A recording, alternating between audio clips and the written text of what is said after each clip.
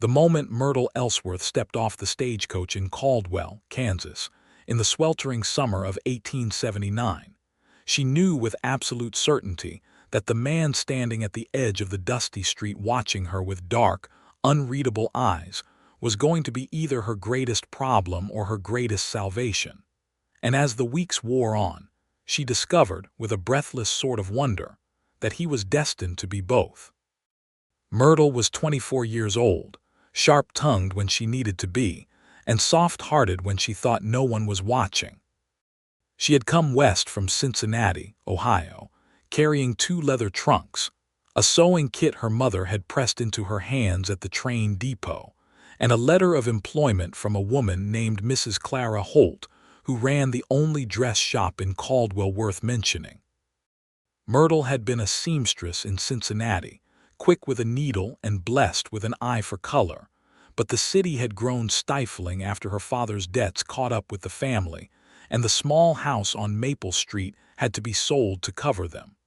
Her older sister had married a banker and moved to Philadelphia. Her younger brother had gone to work the railroads in Wyoming. Myrtle had chosen West, because West still felt like a place where a person could become something new. Caldwell in 1879 sat right on the edge of the Kishom Trail, which meant it was loud and rough and smelled of cattle and sun-baked earth, and that suited Myrtle just fine because she was not afraid of rough things. She had grown up in a house where money came and went like weather, and she had learned early that the only thing you could count on was your own 2 hands. She pulled her trunk from the luggage rack with the help of the driver and set it on the boardwalk, looking up and down Texas Street with wide brown eyes that took everything in at once. The saloon with its bright painted sign, the general store, the blacksmith's forge glowing orange even in the midday heat, the sheriff's office with its wooden star nailed above the door, and then, standing just past the post office, a man with his arms folded across his chest, his hat pulled low, watching her with an expression she could not quite name. He was tall, somewhere in his late 20s, with dark hair that curled slightly at the collar and a jaw that looked like it had been carved out of the same red stone as the Kansas hills. He wore a worn leather vest over a white shirt with the sleeves rolled to the elbow, and his boots were the good kind, the kind a man took care of. He did not look like a drifter. He looked like a man who had decided to stand exactly where he was standing and had no intention of moving for anyone. Myrtle turned away from him deliberately and focused on finding Mrs. Holt's dress shop, which she located 3 buildings down from the hotel. Clara Holt was a stout, cheerful woman in her 50s with silver hair and fingers permanently stained with indigo dye. She welcomed Myrtle warmly, showed her to the small room behind the shop where she would sleep, and handed her a cup of coffee so strong it could have resurfaced a road. "You will find Caldwell agreeable enough," Clara said, settling into a rocking chair with the ease of a woman who had made peace with the world long ago. "It is not Cincinnati, but it has its charms." "I am not looking for Cincinnati," Myrtle said honestly, and Clara had laughed as if that were exactly the right answer. The first week passed in a pleasant blur of work. Myrtle took measurements, repaired torn shirts brought in by cowboys who smelled of leather and cattle sweat, and began altering a bolt of emerald green silk that Clara had ordered specially from St. Louis. She was good at her work, better than good, and word spread quickly along Texas Street that the new girl at Holt's could sew a buttonhole so clean it looked like it had been stamped by a machine. She met the man with the dark eyes on a Tuesday afternoon. She had gone to the general store to purchase a spool of thread in a shade of dusty rose that Clara's supplier had failed to include in the last order, and she was standing at the counter debating between 2 slightly different shades when the door opened behind her and she felt, rather than heard, someone step inside. There was a shift in the quality of the air, the way a room changes when a person with a strong presence enters it. "Louis Ashford," said the man behind the counter, whose name was Gus Pemberton, and who had the permanently startled expression of someone who had just been told surprising news. "Didn't expect you in today." "Needed tack nails," the man said. His voice was low and even the kind of voice that did not waste itself on unnecessary sounds. Myrtle did not turn around immediately. She held both spools of thread up to the light from the window and tried to decide which one was closer to the color she needed. "And you must be the new seamstress," the voice said, and she realized with a small internal jolt that it was directed at her. She turned around then, and yes, it was him, the man from the boardwalk. Closer now, she could see that his eyes were a dark amber color, somewhere between brown and gold, and that there was a faint scar along his left jawline that looked old enough to have a story attached to it. "Myrtle Ellsworth," she said, and did not offer her hand because she was holding both spools of thread and was not about to drop them just to be polite. "Louis Ashford," he said, and something in the way he said it suggested he was not a man who introduced himself often and found it only mildly inconvenient when circumstances required it. "Do you always watch people step off stagecoaches?" she asked. Something shifted in his expression. Not quite a smile, but the precursor to one, the way the sky changes just before the sun appears.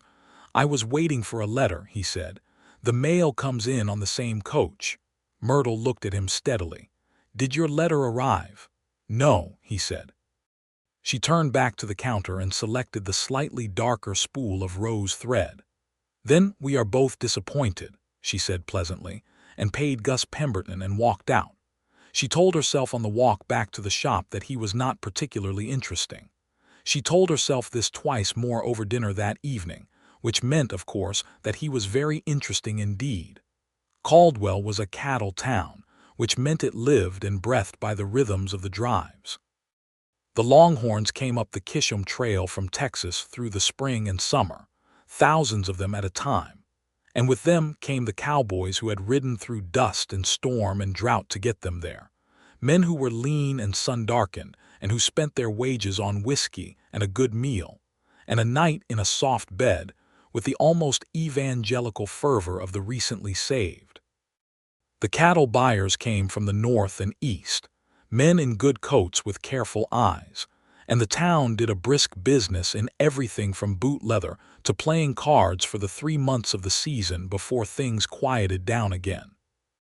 Louis Ashford, Myrtle learned over the following days through the reliable social mechanism of Clara Holt, who knew everything about everyone in Caldwell and dispensed the information freely, ran a horse ranch 4 miles southeast of town on a property he had purchased at 22, and spent the last 6 years building into something the whole county respected.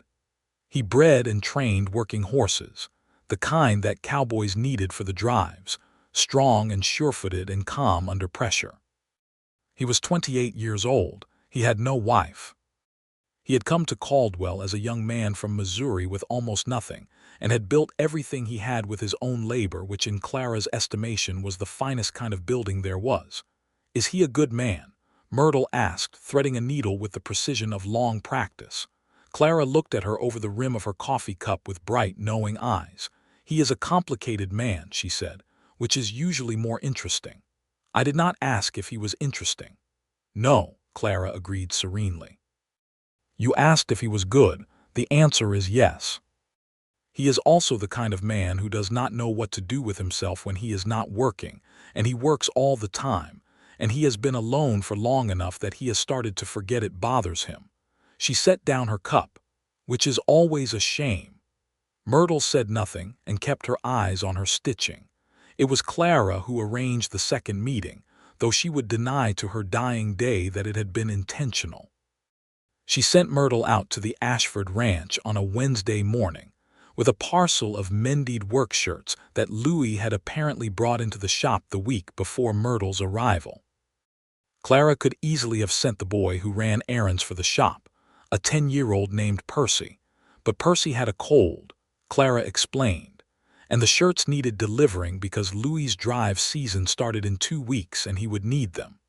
Myrtle borrowed the shop's little bay mare and rode the 4 miles out on a morning that was all blue sky and golden grass, the kind of Kansas morning that made you understand why people had left perfectly comfortable lives to come here. The land rolled out in long, gentle waves toward the horizon, and the air smelled of wild sage and something sweeter underneath it, clover maybe, or prairie flowers, and for a few minutes riding through it, Myrtle felt something in her chest unclench that she had not realized had been knotted tight. The Ashford ranch came into view around a gentle rise, and she pulled up for a moment just to look at it. It was not a grand place, but it was a good one. The main house was solid timber with a covered porch running the length of the front, and the barn behind it was larger than the house and freshly painted red, which told you something about the man's priorities. The fencing was tight and well-maintained, running in clean lines across the slope of a pasture where 6 or 7 horses grazed with the unhurried contentment of animals that knew they were well cared for. Louis came out of the barn when she rode into the yard, wiping his hands on a cloth he tucked into his back pocket. He was in his work clothes, his vest off in the heat, his shirt open at the collar, and he squinted against the sun as she swung down from the mare with the parcel of shirts under her arm. "Mrs. Holt sent me with your mending," she said. He came toward her with the easy, economical walk of a man who spent most of his life outdoors, looked at the parcel, and then looked at her. "She usually sends Percy. Percy has a cold." A silence settled between them, not uncomfortable exactly, but weighted. A blue jay called somewhere in the cottonwood trees along the fence line. "I can offer you water," he said, "or coffee if you want to wait while I make it." She should have said no.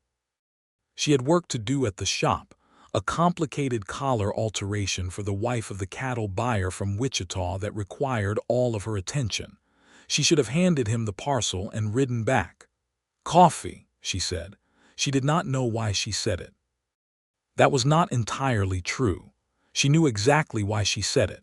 She said it because she was curious about him, and she had always been the kind of person who walked toward the thing she was curious about rather than away from it, which had gotten her into trouble before and would doubtless do so again. The inside of his house was cleaner than she had expected, spare and practical but not neglected. There was a good stone fireplace and a solid pine table with 4 chairs, and on the windowsill above the dry sink there was a small glass bottle holding 3 dried wildflowers, purple ones, the kind that grew along creek banks in summer. She noticed the flowers and said nothing about them, but she noticed them. He made coffee in a battered pot on the iron stove, and they sat at the table across from each other, and he asked her about Cincinnati with the careful, attentive manner of a man who was genuinely interested, but had been alone long enough to have gotten slightly rusty at conversation. She told him about the city, about her family, about the dress shop she had worked at there since she was 16. He listened without interrupting, which she appreciated enormously. "What made you come out here specifically?" he asked. "Caldwell is not a place most women from Cincinnati would choose." "Most women from Cincinnati have more options," she said plainly, and then, because that sounded more bitter than she intended, she added, "and because I wanted to see what it was like, the West. I had read about it. I wanted to see if it was real." "Is it?" She looked out the window at the horses in the golden pasture, at the hawk turning lazy circles in the enormous Kansas sky. "Yes," she said, "it is very real." He walked her back to her horse when she was ready to leave, and they stood for a moment in the yard in the mid-morning light with the smell of horses and grass around them, and she felt something happening between them that she could not quite name yet, something slow and serious, like the first movement of a river deciding its course. "Thank you for the coffee," she said. "Thank you for the delivery," he said, and held the mare's bridle while she mounted with the practiced ease of a woman who had learned to ride as a child, and then stood watching her as she rode back toward Caldwell with the feeling of his eyes on her back for longer than the distance should have allowed.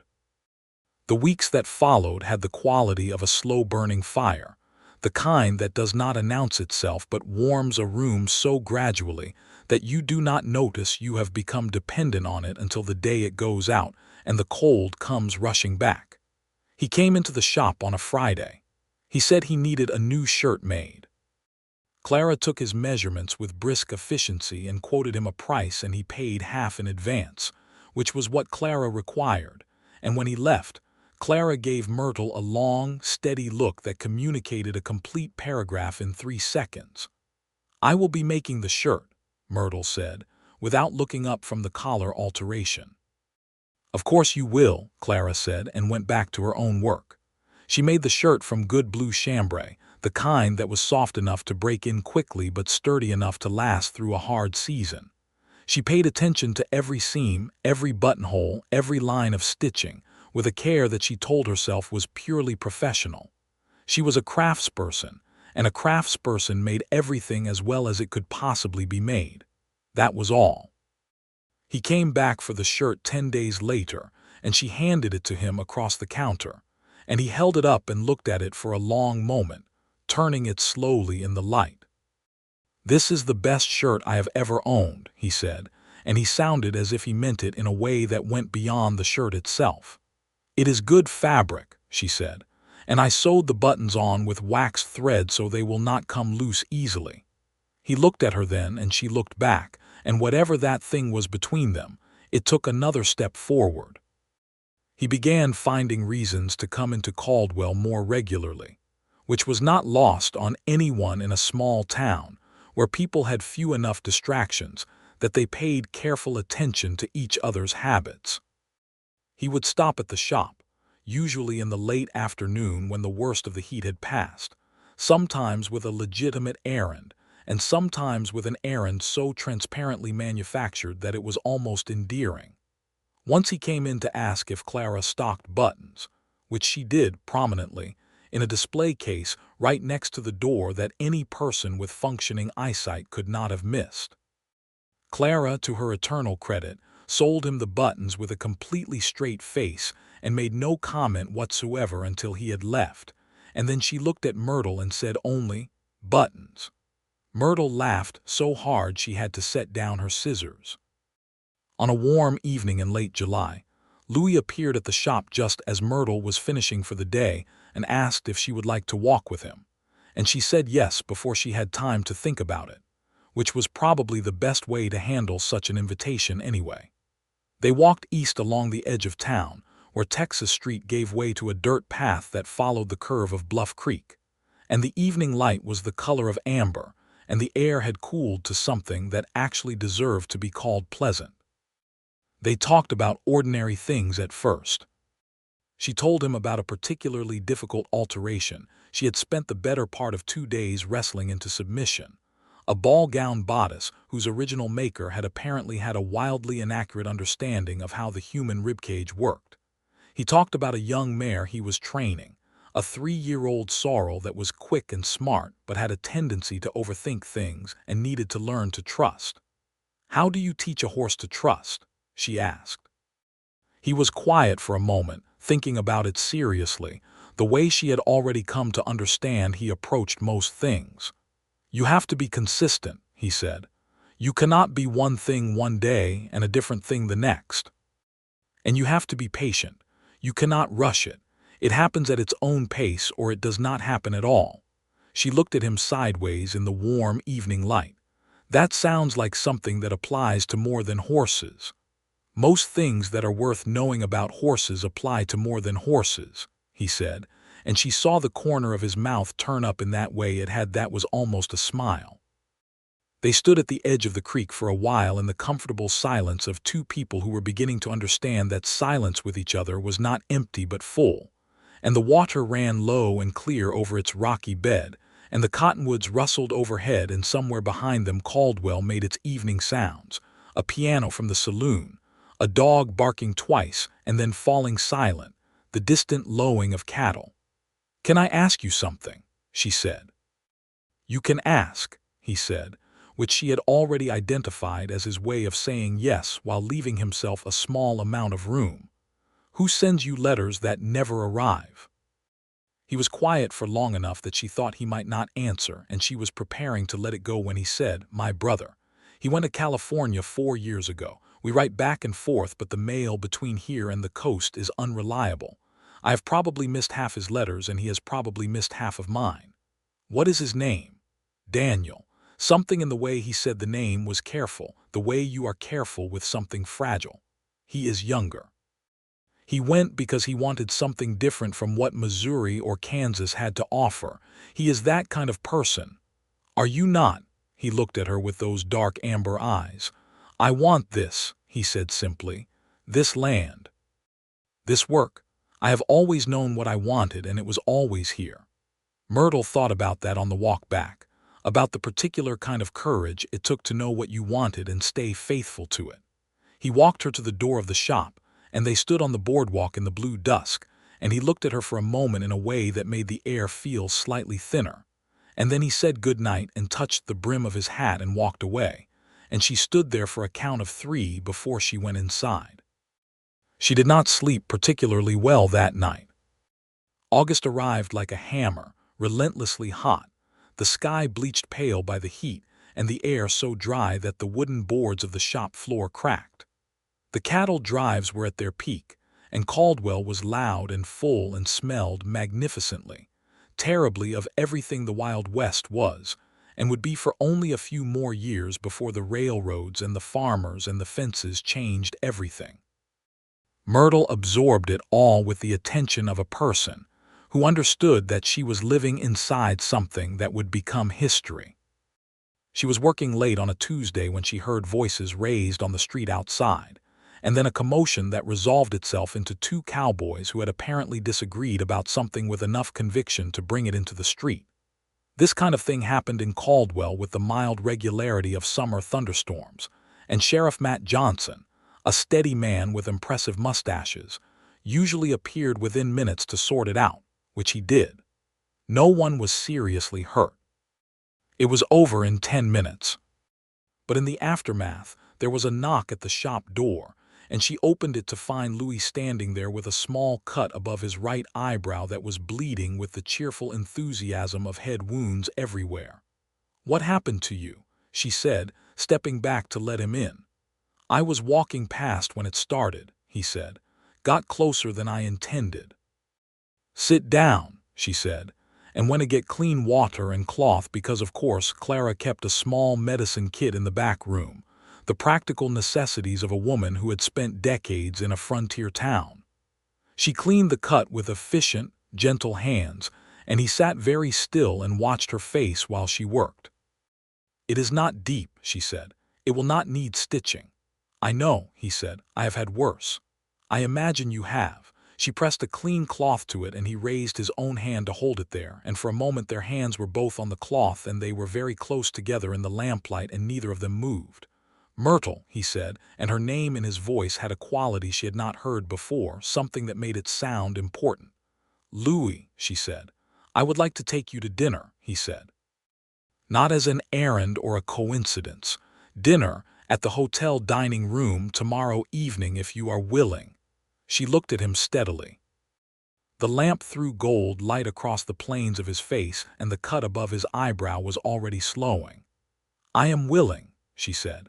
She wore the green dress she had made from the emerald silk, because it was the best thing she owned, and because she wanted him to see her in something she had made herself, something that expressed the work she cared about. She put her dark hair up simply, with 2 tortoiseshell combs that had belonged to her mother, and when she came out of the back room and Clara saw her, the older woman's face took on an expression of such warmth that Myrtle had to look away quickly or risk becoming emotional. Louis was waiting for her in front of the hotel in a clean coat she had not seen before, dark broadcloth, well-fitting, and he had clearly made an effort with his hair, and the sight of that effort, the slight self-consciousness of it, the evidence that he had stood in front of a mirror and tried his best, undid something in her chest in a way that the composed and collected version of Louis Ashford never quite managed. The hotel dining room was the nicest establishment in Caldwell, which was not saying an enormous amount, but it had white tablecloths and actual candles and a kitchen that produced a creditable beefsteak and acceptable gravy, and the proprietor, a man named Henderson, seated them at the best table near the window and treated them with the courtly deference of a man who understood that this was a significant evening and had chosen to honor it. They talked for 3 hours. That was not an exaggeration. They ordered their food and ate it, and ordered pie and ate that too, and the coffee was refilled twice, and the candle burned low, and they talked the way two people talk when they have suddenly discovered the particular relief of being understood by another person. She told him about her father's debts and the sale of the house in a matter-of-fact way that he received without pity, which was the right response. He told her about coming to Kansas at 22 with $40 and a single horse and a stubborn conviction that he could build something here, sleeping in the barn the first winter because the house was not yet livable, learning to do things wrong so that he could eventually do them right. "Were you frightened?" she asked. He considered it. "Yes," he said, "but I think fear is just excitement without good information. Once I knew what I was doing, most of the fear turned into something else." "Into what?" "Into the thing that keeps me getting up before sunrise every morning," he said. "I do not have a better word for it." "Purpose," she said. He looked at her across the candle-lit table. "Yes," he said, "that is the word." She walked back to the shop on his arm through the warm August night, and when they stopped at the door, he took her hand with a deliberateness that made it perfectly clear this was not an accident, and held it for a moment, looking at her. "I want you to know," he said, "that I am not a man who does things lightly." "I know," she said. "I want you to know that I am serious," he said. "About this, about you." The night air was warm and the stars over Caldwell were extraordinary, the kind of sky you only got this far from cities, and Myrtle Ellsworth stood on the boardwalk with her hand in Louis Ashford's hand and felt something she had not felt in a very long time, the particular peace of being exactly where she was supposed to be. "I am serious too," she said. He raised her hand to his lips and kissed her knuckles, one brief, warm press, and then he said good night and walked away down Texas Street toward where his horse was tied, and Myrtle went inside and sat down on her bed in the dark and pressed both hands flat against her chest and breathed. September brought a letter for Louis. Not from Daniel, but from a man named Harlan Webb, who turned out to be a matter of significant consequence. Myrtle heard about it from Clara, who heard it from Gus Pemberton at the general store, who heard it from the sheriff's deputy, which was exactly how information traveled in Caldwell. Harlan Webb was a land speculator out of Wichita who had been quietly acquiring grazing land in the county, and had apparently decided that the Ashford Ranch, with its water access on Bluff Creek and its prime pasture, was what he wanted next. He had written to Louis with an offer that was, according to the deputy who had apparently seen the letter, insultingly below market value. She was not surprised when Louis appeared at the shop that afternoon looking as if the weather inside him had changed considerably.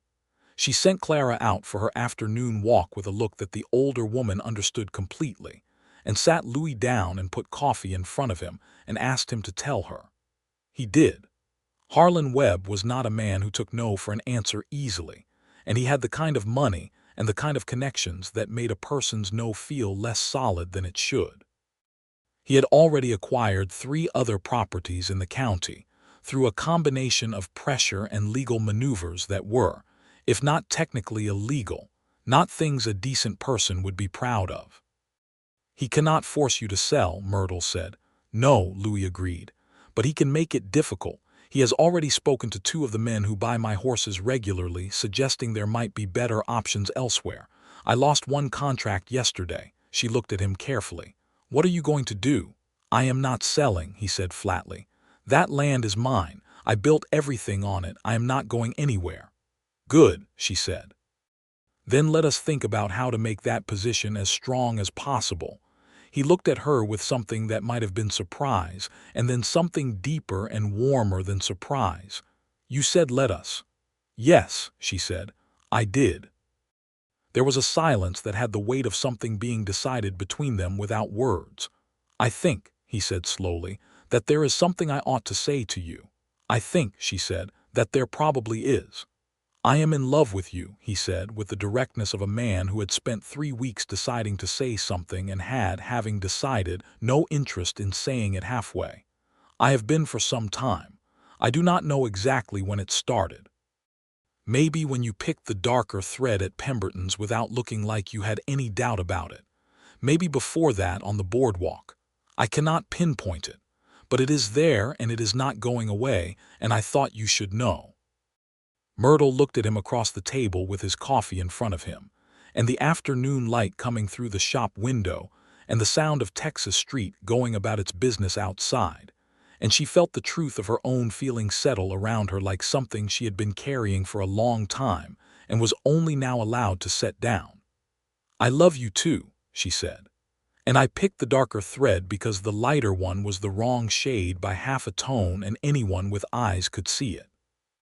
He laughed, a real one, sudden and warm, the kind of laugh that opened his whole face, and she had not heard it before, not quite like that, and she understood that she wanted to spend a very long time finding ways to produce it again. He reached across the table and took her hand and held it, and neither of them said anything else for a moment, and they did not need to. The matter of Harlan Webb did not go away quietly. By early October, two things had happened. First, Louis had secured new horse contracts with buyers out of Abilene through the help of a cattle broker named Jim Stearns, who had known Louis since his earliest years in Kansas and had no patience for Webb's maneuvering. Second, Harlan Webb had appeared in Caldwell in person, a compact, well-dressed man in his 40s with cold eyes and the smooth manner of someone who had made a career of acquiring what he wanted. He visited the shop, of all places, on a Wednesday afternoon. He wanted a vest made, he said, in black wool with silver buttons. Clara took his measurements and quoted him the same price she would have quoted anyone, and Myrtle, who was working at the back table, said nothing but listened to everything. After he left, Clara looked at the measurement notes she had made and shook her head slowly.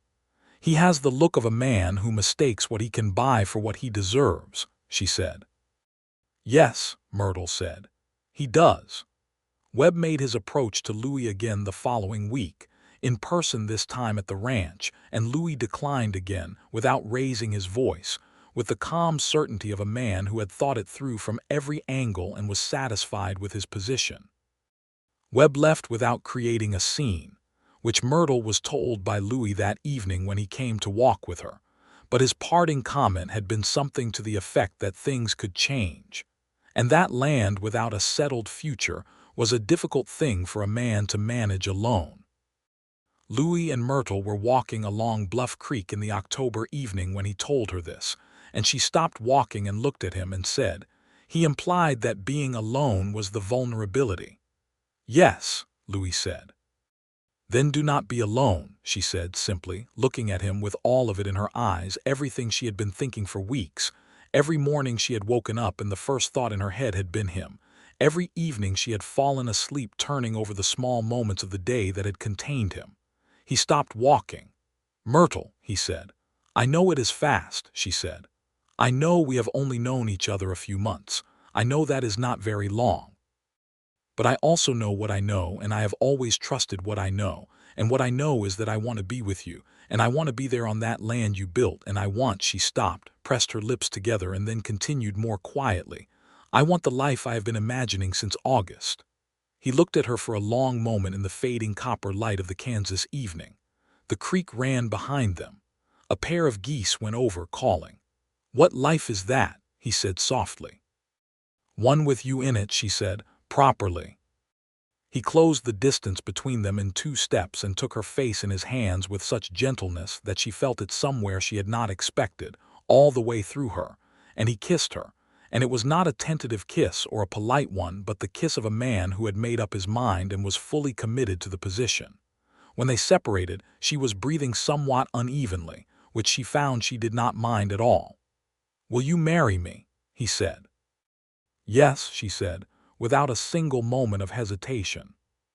He let out a long breath, and she realized he had been nervous, this composed and careful man, and she loved him so much in that moment for his nervousness that she had to hold onto his lapel to keep herself properly upright. They told Clara that evening. Clara received the news with the manner of someone who had known it was coming for the better part of 2 months and had simply been waiting for the principals to catch up. "I suppose this means I will need a new seamstress," she said, and then she hugged Myrtle tightly and her eyes were bright. "You will be happy," she said. "I am quite certain of it." The wedding was in November, a simple ceremony at the Methodist Church on Chestnut Street, performed by the Reverend Thomas Alcott, who had a beard that appeared to be the most devout part of him, and who conducted the service with genuine warmth and a quote from Ruth that made Myrtle think of her mother in Cincinnati and made her eyes sting briefly. She wore the emerald silk. Clara had spent 3 evenings embroidering the collar and cuffs with small white flowers as a wedding gift, and the result was something so beautiful that Louis had stood at the front of the church with an expression that made several women in the pews press their handkerchiefs to their mouths. Jim Stearns stood as Louis's best man. Clara stood with Myrtle. The church was full because Caldwell was a small town, and also because people understood, even if they could not have articulated exactly why, that this particular marriage was the kind worth showing up for. Louis put the ring on her finger, a simple gold band, and she put one on his, which was not always done but which she had insisted upon because she thought it was right, and because she had made enough rings to know that the good ones fit both ways. And when the Reverend pronounced them married and Louis kissed her with the whole congregation watching, she heard someone in the back pew say softly, "Well, that's how it ought to be done," and she agreed completely. The ride out to the ranch that evening was 4 miles through a cold November night with stars so thick and close they seemed to press down toward the earth, and Louis drove the wagon with one arm around her shoulders, and she sat close against his side and watched the stars and felt the warmth of him and the reality of it, the actual lived reality of the thing she had only imagined before, settle over her like the warmest blanket in the world. The ranch house was warm when they arrived. Jim Stearns had ridden ahead to light the fires, and there was a lamp burning in the window, and when Louis helped her down from the wagon and they stood in the yard she had first ridden into 4 months ago, which felt simultaneously like yesterday and like another lifetime, she looked up at him and he looked down at her, and there was nothing left to say that hadn't already been said, so they just went inside. Winter on the Ashford ranch was a revelation. Myrtle had lived in cities her whole life, where winter meant gray streets and cold rain and the smell of coal smoke and the sounds of people pressed too close together. Winter on the Kansas plains was something entirely different. It was vast and silent and occasionally violent in the way only open country could be, the wind coming in from the north with nothing to stop it for 500 miles, bending the grass flat and piling snow against the fence posts, and filling the world with a white and breathless quiet on the still days that was, she found, completely without loneliness. She had expected to miss the town. She had expected to find the ranch isolated. She did not. She found instead that she had simply never been in the right place before and had not known it because she had nothing to compare it to. She learned the rhythms of the place quickly. She was not a passive woman. She helped with the horses when Louis was short-handed and the weather was bad, learning to muck stalls and carry water and fill hayracks with a practicality that she discovered she was good at, and that Louis watched with an expression of open, uncomplicated admiration. She set up her sewing at the table by the window that faced east toward the gentle rise of the land, where the light was best in the mornings, and she took in work from Caldwell that Clara sent out to her and paid her fairly for, and she worked on pieces of her own for the pleasure of it, curtains for the windows that changed the feel of the rooms the way fabric always changes the feel of a room. She began to make the house into a home, not replacing what Louis had built but adding to it, filling in the spaces that a man alone had not thought to fill. She put good rugs on the bare plank floors. She made quilts for the beds. She planted dried herbs in small pots on the kitchen windowsill, rosemary and thyme and a bay laurel that had no business surviving a Kansas winter, but she gave it strong opinions and it stayed alive out of, she suspected, stubbornness on both their parts. Louis watched all of this with a quiet joy that was not quiet in the way that restraint is quiet, but quiet in the way that deep water is quiet. He was a man of limited words, and he had found a woman who understood his silences as well as his speech, and the particular relief of that understanding was something he had not expected, and was only now beginning to know how to hold. He told her things he had not told other people. He told her about his mother, who had died when he was 16, and whose absence had set a particular kind of loneliness in him that he had answered by working, always working, because when your hands were busy, the other parts of you had less opportunity to cause trouble. He told her about Missouri, about the farm his father had run badly, and the brother he had loved well, and the winter he had decided that he was going to go west and build something of his own or fail honestly trying. She told him things she had not told other people. She told him about being 17 and watching her father sit at the kitchen table and not open the mail for 3 weeks because he already knew what the letters said, and putting it off was the only power left to him. She told him about the seamstress in Cincinnati, an older woman named Agnes, who had taught her to sew, and who had said once that a dress well made is a kind of argument, that it says that the person wearing it is worth care. She had never forgotten that, and it had shaped everything she made ever since. On a cold January evening they were sitting by the fire, Louis reading the Caldwell commercial with the focused attention he gave newspapers, and Myrtle working on a particularly intricate bit of needlework, when a letter arrived, delivered by a neighbor's boy who had come from town with the weekly post. Louis set down the paper and opened it, and she watched his face change as he read. "Daniel," he said, "he is coming to Kansas." She set down her needlework. "When?" "Spring." He looked up from the letter with an expression she had not seen before, something open and young and not entirely contained. "He says he wants to see the place. He says," he stopped, read another line, and then something that was absolutely and unmistakably a smile broke across his face, full and unguarded, and she felt her breath catch at the sight of it. "He says he wants to meet the woman who got me to sit still long enough to get married. I like him already," she said. "He will like you," Louis said with certainty. "He is going to like you very much." The spring of 1880 came with the theatrical exuberance of Kansas springs. Storms and wildflowers and mud and new grass all arriving together in the chaotic enthusiasm of a season that does not believe in moderation. The cattle drives began again, the long processions of longhorns and dusty riders coming up from the south, and with them came the life of the trail season that made Caldwell loud and complicated and alive. And in April, something changed for Myrtle. She had suspected it since February, but she was a careful woman and she did not say things she was not sure of. By April she was sure. She was carrying their child. She told Louis on a Sunday morning in April, standing in the kitchen while the coffee made its sounds on the stove, and the morning light came through the east-facing window, and the world outside was every shade of green that Kansas could produce after a good, wet spring. She told him simply and directly, watching his face. He was still for a long moment. Then he crossed the kitchen in 3 steps and folded her in his arms, not frantically, not dramatically, but with the total, encompassing warmth of a man who understood exactly what this meant and was receiving it with his whole heart. She felt him breathe, one long, careful breath. "Are you well?" he said.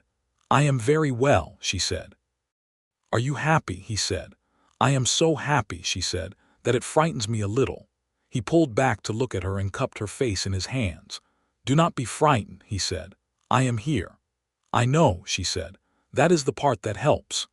Daniel Ashford arrived in Caldwell on a Wednesday in May, stepping off the stagecoach with the easy confidence of a man who had spent 4 years on the West Coast and had the kind of open, sun-warmed quality that suggested California had agreed with him. He was 25, slighter than Louis but with the same dark eyes and the same quality of paying real attention to things. He embraced Louis with the uncomplicated affection of brothers who love each other and have been apart too long, and then he turned to Myrtle with a grin that was entirely his own, broader and more immediate than Louis's more careful smiles. "So you are the woman who finally stopped him from talking to horses as his primary social outlet," Daniel said, shaking her hand warmly. "I have not stopped it," Myrtle said. "I have simply joined the conversation." Daniel laughed delightedly and looked at his brother. "I approve," he said, "completely and without reservation." Louis looked at his brother, and then at his wife, and his expression was one of such uncomplicated contentment that Myrtle had to look away for a moment at the wide Kansas sky. Daniel stayed for 3 weeks. He was wonderful company, funny and curious and genuinely interested in everything, and he had the gift of bringing out the more playful side of Louis that Myrtle knew was there, but that needed the right kind of invitation to come fully forward. The 3 of them spent evenings on the porch in the warm May air with lemonade and the sounds of the ranch settling around them. And the conversations ranged from the price of horse feed to the nature of California politics, to whether the quality of the emerald silk Myrtle had used for her wedding dress could be sourced reliably from a supplier in Kansas City. Daniel noticed the needlework she had pinned to the wall of the parlor, a large piece she had been working on through the winter, an intricate landscape of the ranch in thread, the house and barn and horses and the long sweep of the pasture toward the creek. He stood in front of it for a long moment. "Did you make this?" he said. "Yes," she said.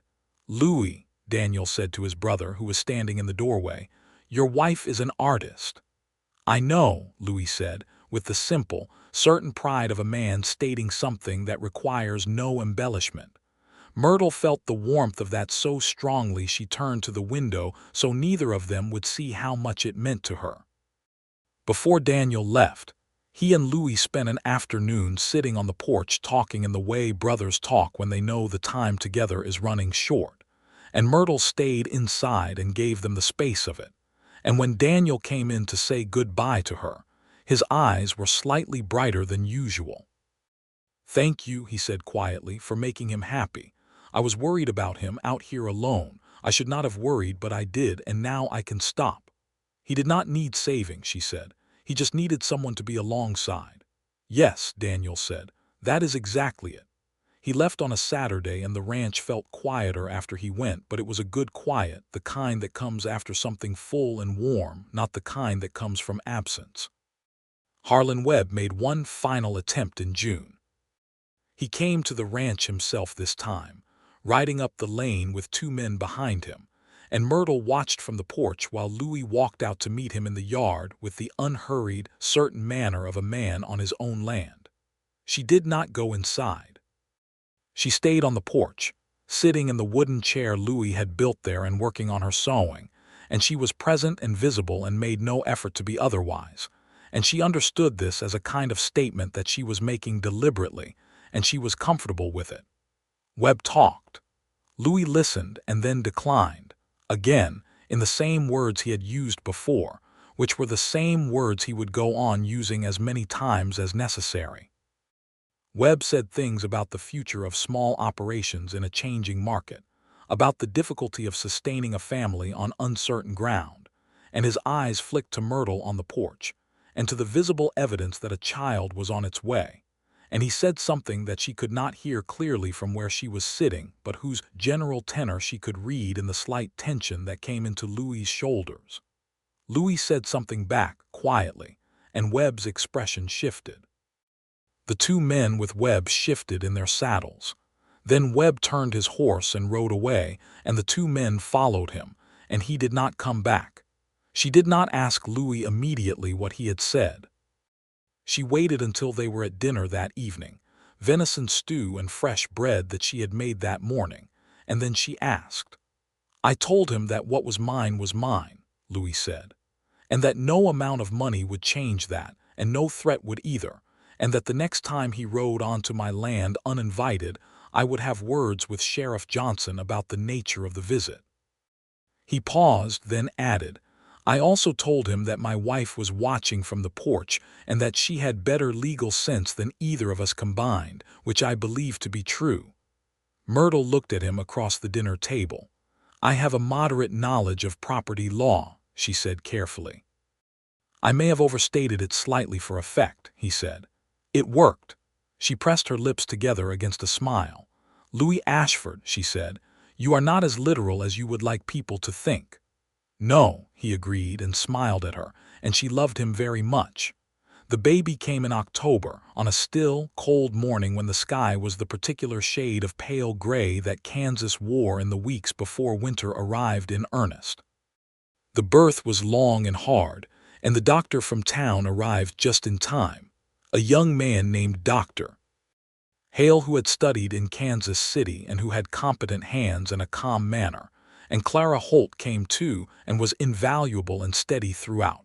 And Louis waited on the porch through the long hours with a stillness that she would later learn from Jim Stearns had been absolute and unbroken, his hands folded and his eyes on the door. The baby was a boy. Louis came in when Dr. Hale told him he could, and he stood at the side of the bed and looked at his son with an expression that she had no word for, something beyond love, something that required a new vocabulary, and he sat on the edge of the bed and she put the baby in his arms and he held him with a careful, reverent steadiness and said nothing at all for a long time. "Henry," she said finally. "I thought Henry if you like it." "Henry," he said, testing the name. "Henry Ashford." "After no one in particular," she said, "just because it is a good solid name." "It is a very good name," he said. He looked up from the baby to her, and his eyes were full of everything, the whole weight of the feeling that had been building since a woman stepped off a stagecoach with 2 leather trunks and chose the darker shade of rose thread without a moment's doubt. "Are you all right?" he said. "I am tired," she said, "and I am perfectly fine, and I am very glad it was you."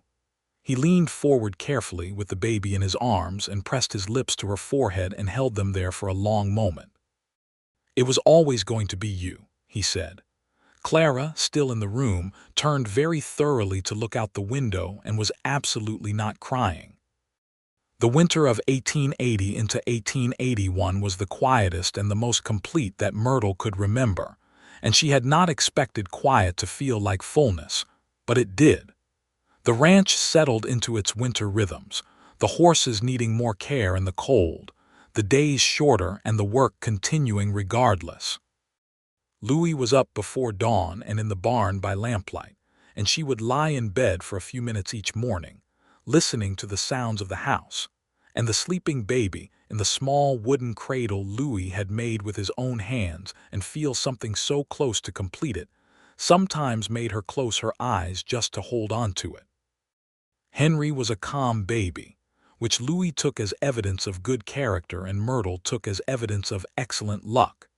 He ate well and slept reasonably, and looked at the world with dark amber eyes that were unmistakably his father's and an expression of serious, absorbed attention that was somehow already entirely his own. Louis held him every evening after supper, sitting in the chair by the fire, and they had a way of being quiet together that Myrtle watched sometimes from across the room with the feeling of witnessing something that did not need her participation, a particular and private language already being established between father and son. She continued her sewing through the winter.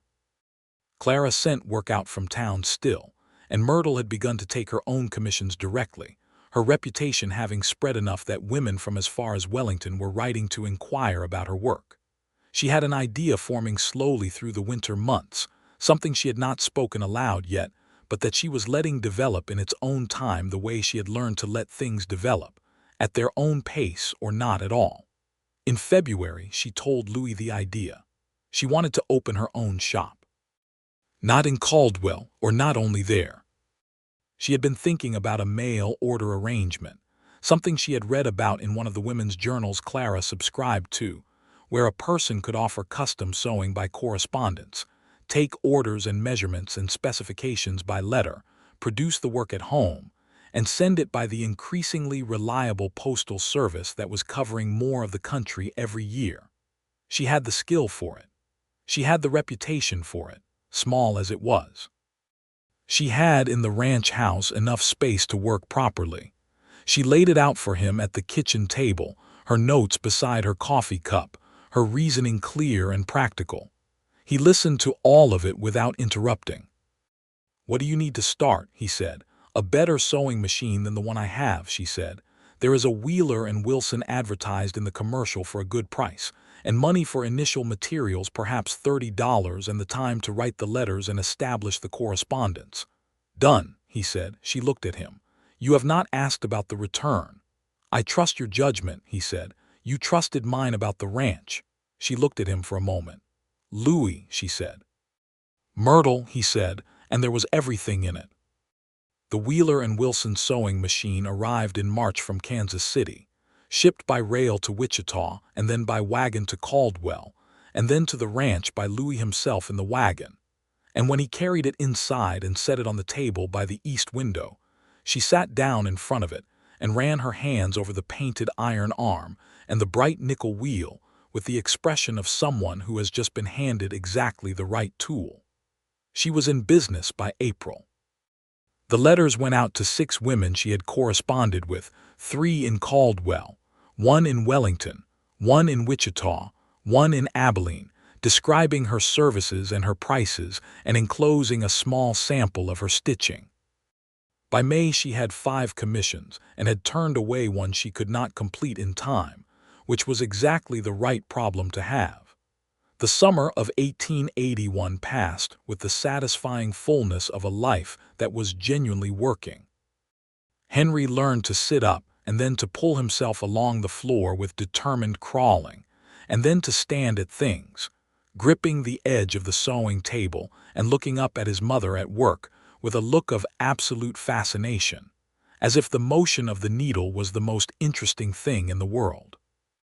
Louis came in from the barn at midday covered in dust and smelling of horse, and sat at the table while she poured his coffee and they talked about the day's work, hers and his, with the easy practicality of 2 people who understood each other's labor and respected it. She hired a girl from town to help with Henry 3 mornings a week, a 16-year-old named Nell who was cheerful and capable and whose mother Myrtle knew from the dress shop. And this freed Myrtle to take on more work and to think about expanding what she was doing. She began keeping proper accounts, something she had learned by watching Clara and reading everything she could find on the subject, and she discovered that she was, not quite to her surprise, good at it. A letter arrived from Daniel in September with news. He had met a woman in San Francisco, the daughter of a merchant, and he thought, he wrote, that this might be it, the real thing, the one he had been waiting for without quite knowing he was waiting. Her name was Rosalind. He enclosed a daguerreotype of the 2 of them standing in front of a building in San Francisco, with the expression of people who are making an effort to look composed, but are not entirely succeeding. Louis read the letter twice and then showed Myrtle the photograph, and his face was so purely happy for his brother that she loved him freshly and specifically in that moment. "She looks right for him," Myrtle said, studying the photograph. "She looks like she is about to say something interesting." "Yes," Louis agreed. "She does." He wrote back to Daniel that evening and she saw him write it, saw the care he put into the words, and when he had finished he handed it to her and asked if she would read it because he wanted to get it right. She read it, and it was right, warm and direct and genuinely glad, and she gave it back to him and told him so. "You are good at words," she said. "Only for the things that matter," he said. "Those are the only words worth being good at," she said. The year rounded toward autumn, and she realized one afternoon sitting in the gold October light at her sewing machine that it had been exactly 2 years since she had stepped off the stagecoach in Caldwell with 2 leather trunks and chosen the darker rose thread. 2 years. She counted it again and arrived at the same number and held it in her mind and looked around the room, at the curtains she had made and the rugs on the floor and the dried wildflowers in the glass bottle on the window-sill. Fresh ones now, but in the same bottle, because Louis had quietly replaced the dried ones with new ones every spring and summer, and she had never mentioned it, and neither had he. She looked at Henry asleep in his cradle by the warm stove. She looked through the window at the horses in the pasture and Louis at the fence, his hat pushed back, talking to Jim Stearns about something. She pressed her foot to the treadle of the sewing machine and went back to work, and the needle moved and the seam was perfect. The following spring, 1882, Daniel came to Kansas again, and this time he brought Rosalind. She was everything the daguerreotype had suggested, quick and warm and observant, with dark curling hair and a way of noticing things that reminded Myrtle of herself, not in specifics but in quality. She and Myrtle liked each other immediately and without effort, the way certain people do, and they sat on the porch the first evening while Louis and Daniel walked the property together, and the light went golden and then rose and then soft gray, and they talked about San Francisco and Kansas and sewing and commerce and what it was to build a life in a place from the beginning. "He talks about you," Rosalind said, "in his letters about Louis, about how different Louis is, happy differently." "Is that what Daniel says?" "He says Louis laughs now," Rosalind said. "He says it as if it is something he was not certain would ever happen."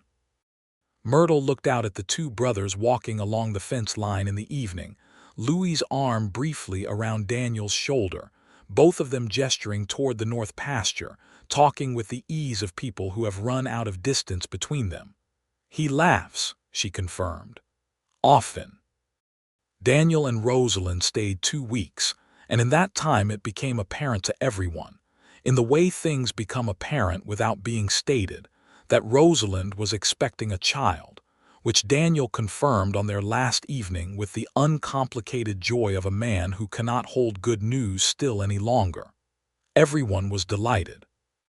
Louis shook his brother's hand and then pulled him into an embrace, and Henry, seated on the kitchen floor with a wooden horse that Louis had carved for him, looked up at the commotion and then went back to the horse, satisfied that nothing required his intervention. After they left, the ranch was quiet again in its good way, and Myrtle and Louis sat on the porch in the April evening, and she leaned against his shoulder and he put his arm around her, and they watched the last of the light leave the sky. "I want to go to San Francisco someday," she said, "to see them, to see the ocean." "We will go," he said. "Can you leave the ranch?" "Jim Stearns has a boy who needs work and knows horses," he said. "I have been thinking about it for a while." She turned to look at him. "You have been planning this." "I have been considering it," he said carefully. "Louis, you mentioned San Francisco to Daniel in one of your letters, and he mentioned it in one of his letters to me," he said. "I have been thinking about it since March."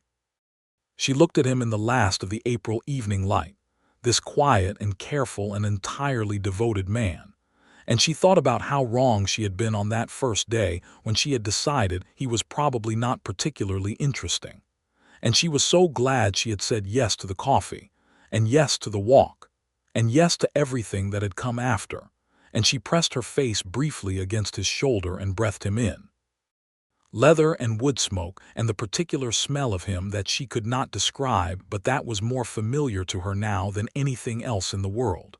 "You are always thinking ahead," she said. "Somebody has to," he said.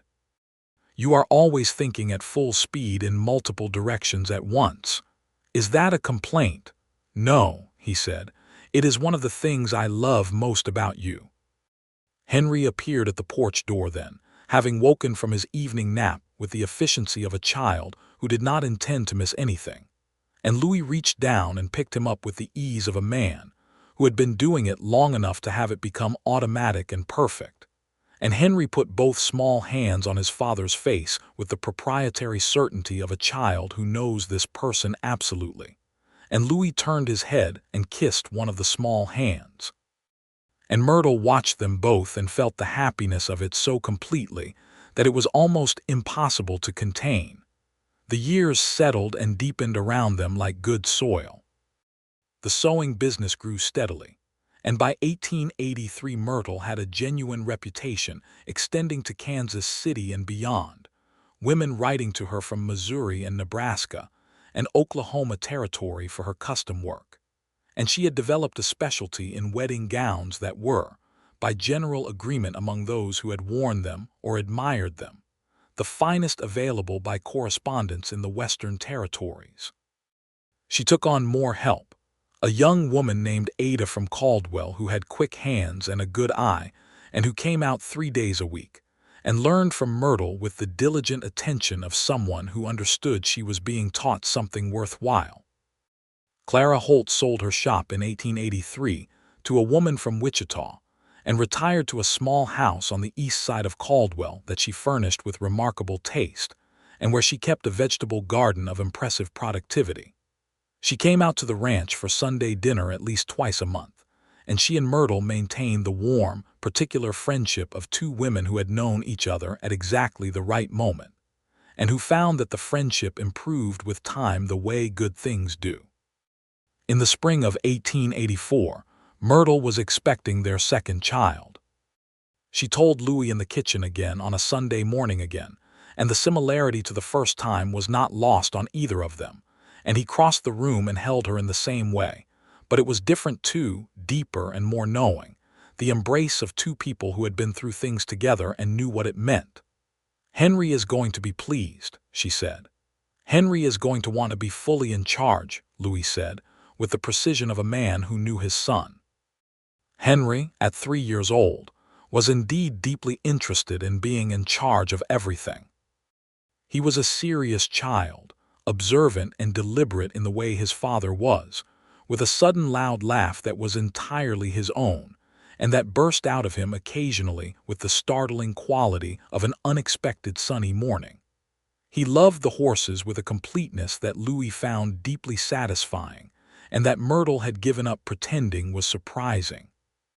He also loved watching his mother sew, would sit beside the machine for long stretches following the motion of the needle with his eyes in a trance-like concentration, and once, under her supervision, had made 4 careful stitches on a scrap of calico and examined his work with the focused satisfaction of a craftsperson.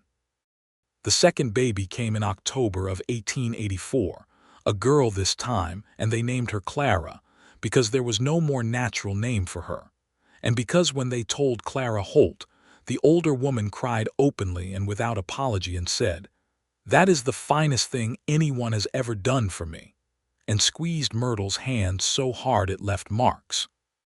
Little Clara was from the beginning a different creature than Henry, louder and more immediate, with Myrtle's dark eyes and Louis's stubborn lower lip, and a way of demanding the world's attention that she exercised cheerfully and without self-consciousness. Henry regarded her with the measured skepticism of a child who has been the only and is assessing the new arrangement. He warmed to her over the course of 2 weeks in the gradual way that was characteristic of him, and by November he had positioned himself as her primary protector, which was a role he would not relinquish for the rest of his life. The winter of 1884 was good. The ranch was prospering. The sewing business was more than sustaining itself. Louis had expanded the operation, adding more broodmares and taking on a full-time hand, a young man from Missouri named Sam who had good hands with horses and a quiet work ethic that fit the culture of the place. The house had grown too. A new room added on the north side for the children, solid and warm and smelling of fresh timber, which Louis had built through the summer with help from Jim Stearns and Sam and occasionally Daniel, who had made the trip from San Francisco and whose young son, a 5-month-old named William, had slept in a basket in the shade of the cottonwood tree while his father and uncle worked. On a December evening, very close to Christmas, Myrtle sat by the fire in the parlor with little Clara asleep in the cradle, and Henry sitting on the rug with his wooden horses, arranged in a line that apparently represented some significant narrative he was working through, and Louis was at the table writing a letter to Daniel. And the fire made its steady sounds, and outside the wind was moving through the dormant grass, and the stars were somewhere above the clouds, and the whole ranch was buttoned up and warm against the winter. She was working on a needlework piece, another one, this time a portrait of sorts, the 4 of them rendered in thread, Henry's dark hair and Clara's round face, and Louis's particular way of standing with his weight slightly on his right foot and herself beside him with her sewing in her hands, because she could not imagine herself without work in her hands and did not try to. Louis looked up from his letter and saw what she was making, and he was quiet for a moment. "Is that us?" he said. "It will be," she said, "when I have finished." He came and stood behind her and looked at the work in progress, at the careful thread-rendered faces, and she felt his hand rest on her shoulder with the ease of a man who knows where he belongs. "It is very good," he said. "It will be better when it is finished," she said. "It will be the best thing in the house," he said, except for the people in it.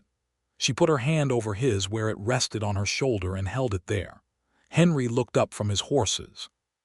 "Papa," he said, with the no-nonsense directness of a 3-year-old. "Come look." Louis went to look at the horses, and Myrtle watched him settle cross-legged on the rug beside his son, and Henry explained the arrangement with great seriousness, and Louis listened with the full attention he gave to things, and little Clara slept on in her cradle, and the fire burned, and outside the Kansas winter was what it was, immense and cold and full of stars hiding above the clouds. She thought about the stagecoach arriving in Caldwell on a sweltering summer day in 1879, and the man with dark amber eyes watching from the boardwalk, and the way she had looked away deliberately and told herself he was probably not particularly interesting. And she understood now the particular comedy of that moment, how wrong she had been, and how glad she was to have been wrong. She thought about her father's debts and the sale of the house on Maple Street, events that had felt at the time like an unequivocal ending, and which had turned out to be the event that sent her west on a stagecoach with 2 leather trunks and a sewing kit, and enough nerve to choose the right shade of rose thread. She thought about Agnes, the old seamstress in Cincinnati, who had said a dress well made is a kind of argument, that it says the person wearing it is worth care. She thought she understood now that the argument extended beyond dresses, that a life well made was the same kind of argument, and that she had been making it, stitch by careful stitch, for 5 years now on this land under this enormous sky. In the spring of 1885, she wrote a long letter to her sister in Philadelphia and her brother in Wyoming, and told them where she was and who she had become, and invited them to come and see for themselves. Her brother William came that summer, lean and sun-darkened from the railroad work, and he stood in the yard of the Ashford ranch and looked at the house and the barn and the horses in the pasture and his sister in the doorway holding a baby on her hip and said, "Myrtle, you built something." "We built something," she said. He stayed 3 weeks. He and Louis understood each other immediately, the way men do who have both come from difficult beginnings and built their way forward through their own labor, and Myrtle watched them talking on the porch in the evenings, with the feeling of 2 parts of her life finally meeting and finding they fitted. The summer of 1885 was the one she would think of later as the fullest one. The drought that was beginning to affect parts of the territory had not yet reached the Ashford Ranch with its reliable creek access, and the grass was good, and the horse operation was at its strongest. She had more commissions than she could comfortably take on and had made the decision to be selective, choosing the work she was most interested in and referring the rest to Ada, who had by now enough skill to handle it well, and who had opened her own small shop in Caldwell that Myrtle had helped her establish with both practical advice and a recommendation letter that had circulated through the county like a citation. Henry started at the schoolhouse in Caldwell that fall, riding in on a small pony that Louis had trained specifically for him, a compact and sensible gray that Henry had named Captain with complete seriousness, and who accepted the name with equally complete seriousness.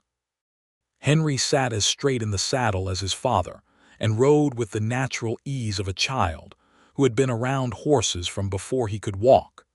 The teacher, a young woman recently arrived from Ohio named Miss Pemberton, wrote at the end of September to say that Henry was the most attentive student in the class, and asked if he had perhaps been read to frequently as an infant. Myrtle wrote back that he had been read to every evening from birth, that his father read well and took it seriously, and yes, it had probably helped. Louis, when she told him about the letter, looked quietly pleased in the way that means more than any amount of open pride. On their 6th wedding anniversary, in November of 1885, Louis gave her a gift. It was a small, flat parcel wrapped in brown paper, and when she opened it she found inside a hand-drawn map of the ranch, every field and fence and building rendered in careful pencil lines, and in the corner where a cartographer would put a compass rose, he had written instead in his straight, deliberate hand, with the date of their wedding, and then the words that she read 3 times to be sure she had read them right. Built by Myrtle and Louis Ashford. Everything here belongs to both of us. She looked up from the map with her eyes bright. You had this drawn, she said. I drew it, he said, over the past month. In the evenings when you thought I was writing to Daniel.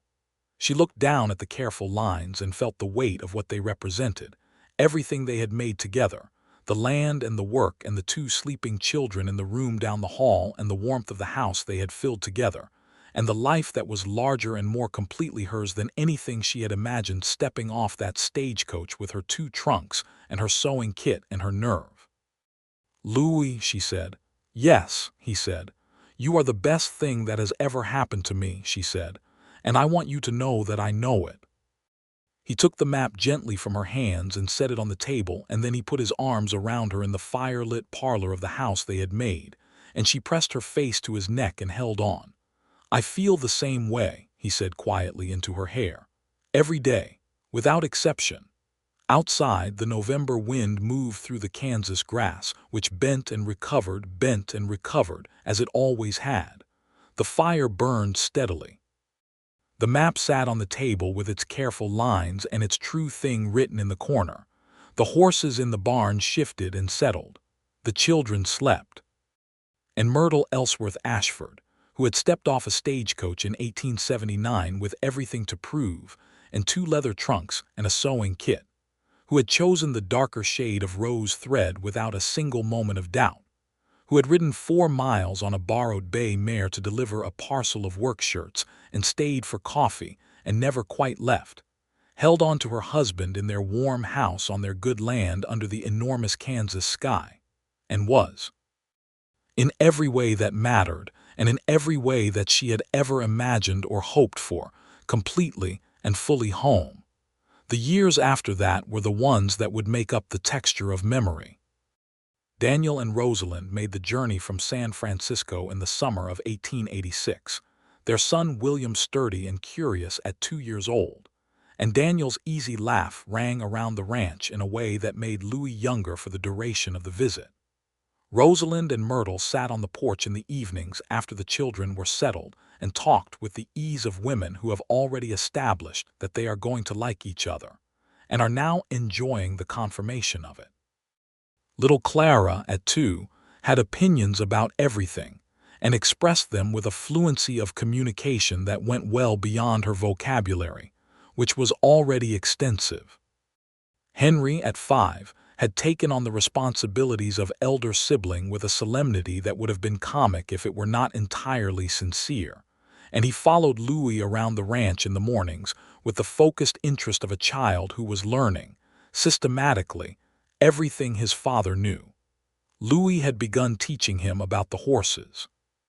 Not the simplified version a parent sometimes offers a young child, but the real thing, the actual work, how to read an animal's posture and mood, how to move around a horse without startling it, what the difference between a sore foot and a muscle problem looked like, what a good coat of care looked like versus a neglected one. Henry absorbed it all with the focused attention of someone who understood they were being given something of value. Myrtle watched them from the window on mornings when the light was good, and her hands were at the machine, and she could look up at intervals without breaking the rhythm of her work. Father and son at the fence line, or in the barn doorway, or walking the pasture. Louis pointing at something and Henry looking at where he pointed with his dark eyes serious and intent. She thought sometimes about the nature of building. How you built a dress, and how you built a business, and how you built a life, and how they were all the same process at the root, the same necessity of good materials and careful work, and the patience to let things develop at their own pace or not at all, the same requirement of clear eyes and honest hands, and the willingness to put your judgment on the line and stand behind it. She thought about what the West had been when she arrived, and what it was becoming.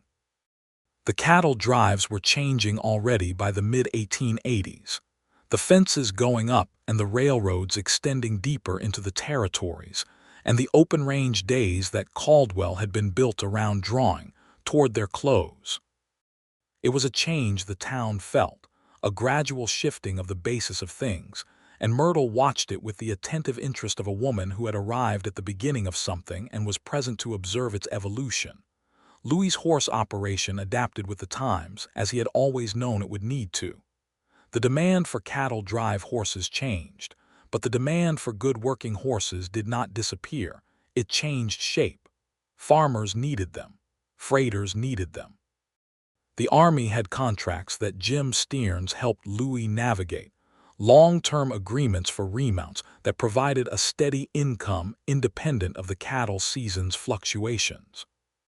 In the fall of 1887, Myrtle received a letter from a publisher in Kansas City who had heard, through the circuitous and surprising routes by which such things traveled, about her custom correspondence business and its methods.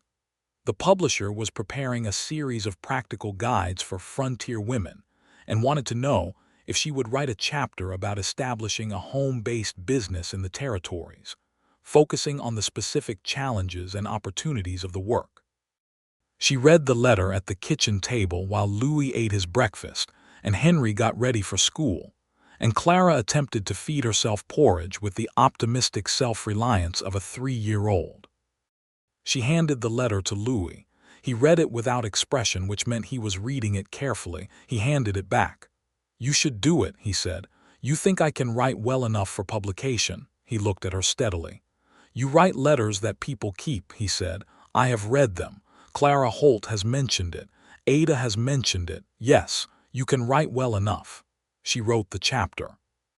It took 3 evenings and 1 long Saturday, and it was about practical things, the cost of materials, the importance of reliable correspondence, the way to establish a reputation by delivering exactly what you promised and slightly more, the particular freedom of work that could be done on your own schedule in your own home while other life went on around it.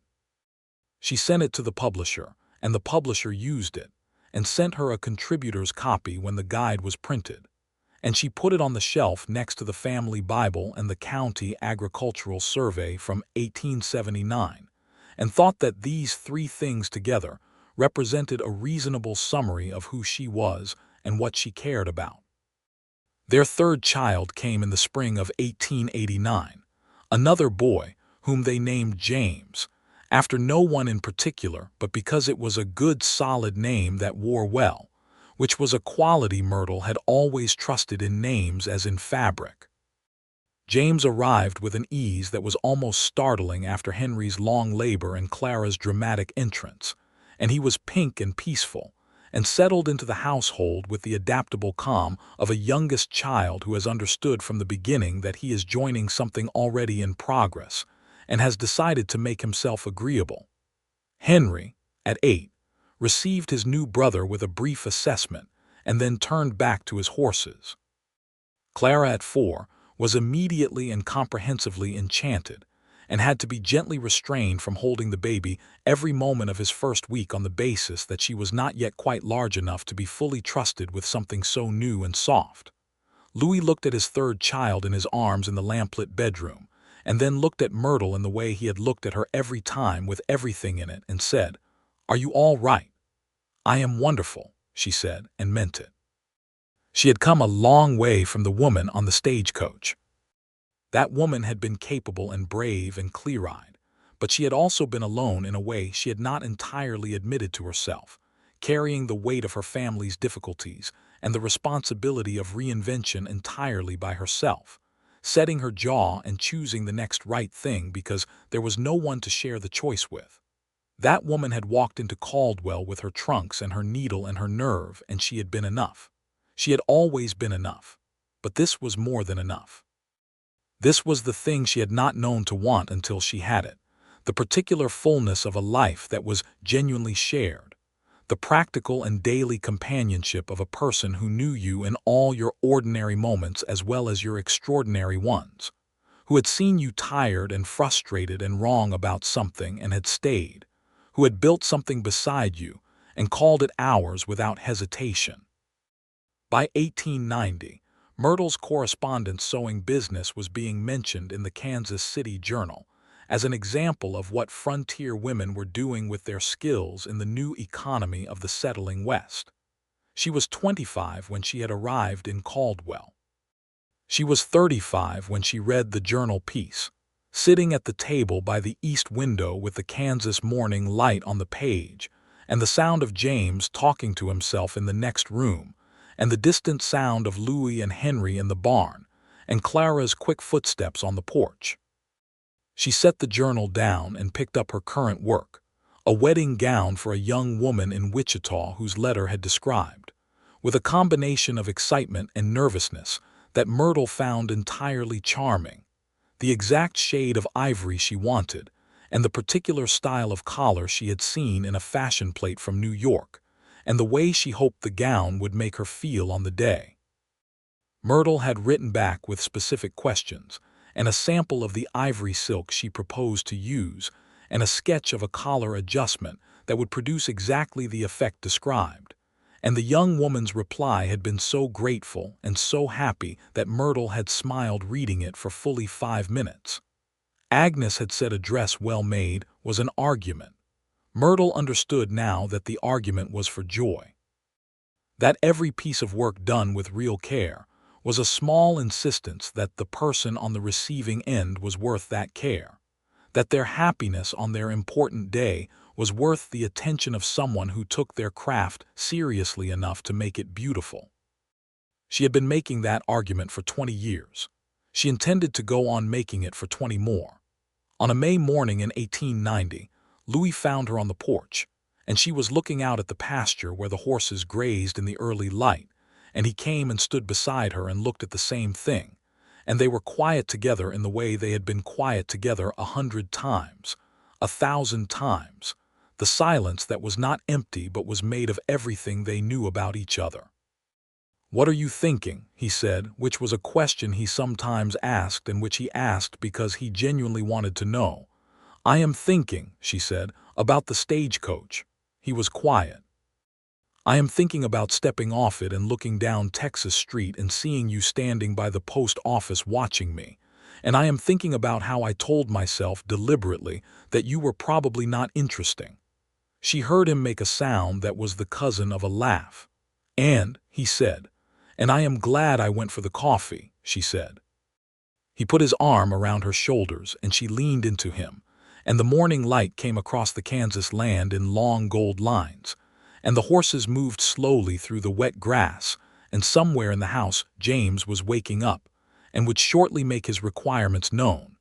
And Henry was in the barn already, his quick sure footsteps a smaller echo of his father's, and Clara was probably reading in bed, because Clara read every morning before she consented to face the day. A habit that Myrtle had encouraged and that Louis had called extremely sensible with the straight-faced certainty of a man who did the same thing. "I am glad too," Louis said. "Every day. I am glad every single day." The sun came up fully over the Kansas hills, and the ranch came to life around them.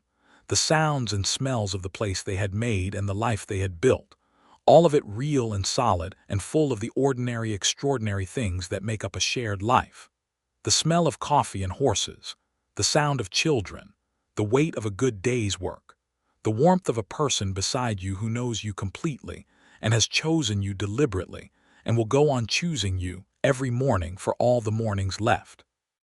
Myrtle Ellsworth Ashford pressed her hand once to Louis's chest, feeling his heart, steady and certain beneath her palm, and he covered her hand with his, and they stood there in the good light together, which was exactly where they were supposed to be and exactly where they would stay.